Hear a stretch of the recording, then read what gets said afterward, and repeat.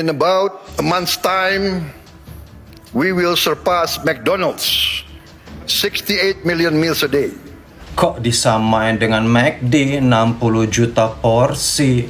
McD kan jelas harganya paket satu minimal 40-50 ribu. Paket ayam, sok banget ya makan belatung gratis disamain dengan paket McD.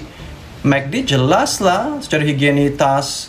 Dan juga itu makan, meskipun orang katanya kena kolesterol atau apa, ya makan beneran. Ini nggak tahu bahwa banyak belatungnya dan rakyat sangat amat tidak mendukung. Ini program yang rakyat tidak mendukung loh. Pak Presiden banggain pencapaian MBG yang sudah membuat hampir 60 juta porsi. Katanya mau ngalahin McDonald. Di World Economic Forum, beliau bilang bahwa pencapaian itu adalah satu hal yang luar biasa. Kita bicara pendidikan, sebetulnya apa esensinya terhadap kemajuan dari kualitas pendidikan kita? MBG yang katanya digadang-gadangkan justru sepertinya adalah mega proyek seperti IKN yang sebelumnya. Kita tahulah siapa sebagian besar pemilik dapur itu. Kita juga tahu siapa di balik MBG itu. Berita ini jujur saya langsung tepuk jidat sih ya. Berita soal pernyataan Pak Prabowo yang membandingkan MBG, program MBG dan McDonald. Ini pembandingannya udah aneh banget ya. Jadi katanya McDonald ini butuh 50 tahun ya, 5 dekade untuk bisa menyajikan 60 juta porsi. Sementara MBG cuma butuh 2 tahun saja. Oh, kedengarannya luar biasa ya. Padahal kalau kita lihat logikanya, McDonald's ini kan perusahaan swasta, yang artinya mereka berhitung rugi laba. Setiap porsi yang mereka buat ini kan ada perhitungannya, nggak cuma asal bikin aja. Nah sekarang coba kita bandingkan dengan MBG. MBG ini kan ya bikin, ya asal bikin aja. Pernah ada evaluasinya? Saya sih belum pernah lihat. Pokoknya yang penting bikin gitu. Masalah sesuai standar atau enggak, ya kita nggak tahu lah. Masalah mau diterima atau enggak, ya kita nggak ngerti lah. Ya bodo amat gitu. Yang penting bikin, dimakan. Mau akhirnya keracunan sekian ribu orang, ya bodo amat. Yang penting produksi, yang penting bikin. Pada 22 Januari 2026, Presiden Prabowo dengan percaya diri memaparkan pencapaian program MBG di forum internasional, membuat seluruh peserta menoleh sambil tersenyum. Beliau membandingkan kecepatan distribusi MBG dengan perjalanan bisnis McDonald yang membutuhkan 5 dekade. Tidak ada yang berani menegur karena suasana formal dan megah di Davos sedikit membuat semua orang diam. Semua catatan angka dan grafik MBG terpampang jelas seakan menunjukkan Indonesia sedang mencetak sejarah gizi dunia. Namun di antara senyum diplomat dan CEO global, muncul bisik-bisik ekonom yang mempertanyakan relevansi klaim tersebut. Ternyata membandingkan program sosial dengan perusahaan global memang lebih mengundang senyum daripada analisis tajam. MBG singkatan dari makan bergizi gratis memang berhasil menyentuh puluhan juta perut anak-anak dan ibu hamil. Setiap porsi penuh nutrisi, setiap kantong makanan penuh harapan, namun tetap tidak menghitung PDB per kapita di Indonesia. Program ini menjadi kebanggaan politik karena cepat, luas, dan terlihat spektakuler. Tapi seberapa besar kontribusi MBG terhadap pertumbuhan ekonomi nyatanya masih misteri. Sementara itu, McDonald yang ekspansi pelan-pelan tapi pasti menciptakan lapangan kerja, investasi, dan profit ekonomi. Jadi, membandingkan angka penerima manfaat dengan dekade McDonald lebih tepat disebut drama angka daripada analisis ekonomi. Di forum internasional, para peserta melihat grafik MBG dengan kagum.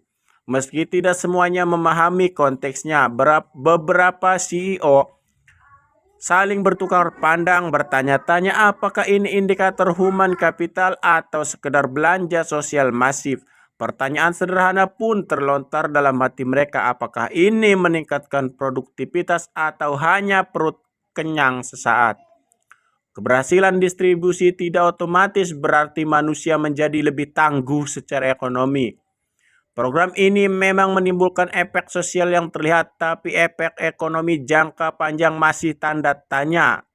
Ternyata angka besar sering menipu mata, tapi tidak selalu mengguncang PDB. Nah, saya kalau jadi presiden bakal malu banget ya ngomong di World Forum Economic bahwa negara saya negara miskin dan perlu makan. Orang sendirian, orang kesepian, semua saya kasih makan. Ini justru membuat ilfeel para investor. Oh, ternyata negara kismin, gak bisa makan pasti kurang pintar. Ngapain saya ini investasi ke negara lu? Ini kan sangat tidak baik. Dan kecuali kita pamer, guys, saya ini makan belatung gratis, ayo silakan invest, kirim makanan. Enggak juga. Karena program ini dipegang oleh kerajaan dan oknum dan aparat, bukan dipegang oleh investor. Jadi percuma.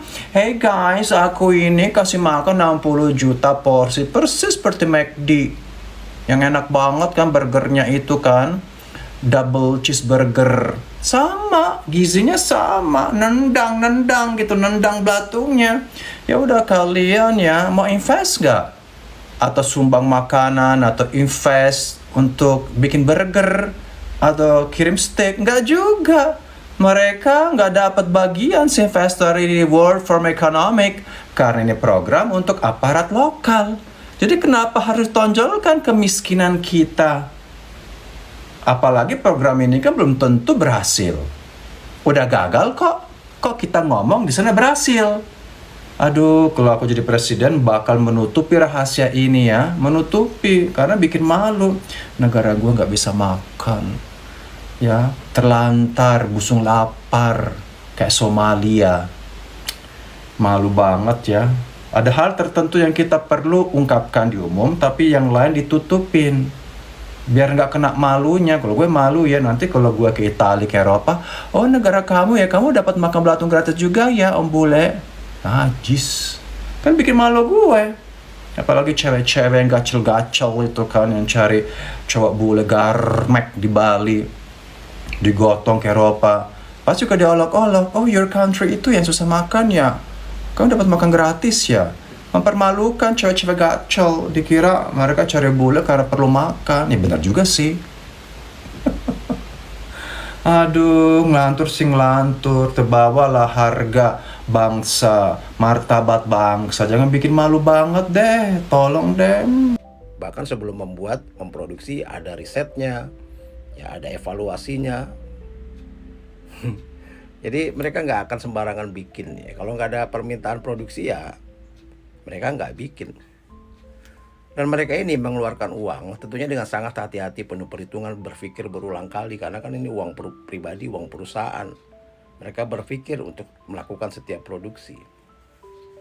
Dan satu lagi, produksi yang dihasilkan oleh McDonald ini sudah jaminan mutu, bermutu sesuai dengan standar yang mereka tetapkan gitu. Jadi kalau mutunya nggak sesuai standar, mereka nggak akan produksi, atau mereka recycle, mereka ulang lagi, mereka buat sesuai dengan standarnya. Nah sekarang coba kita bandingkan dengan MBG.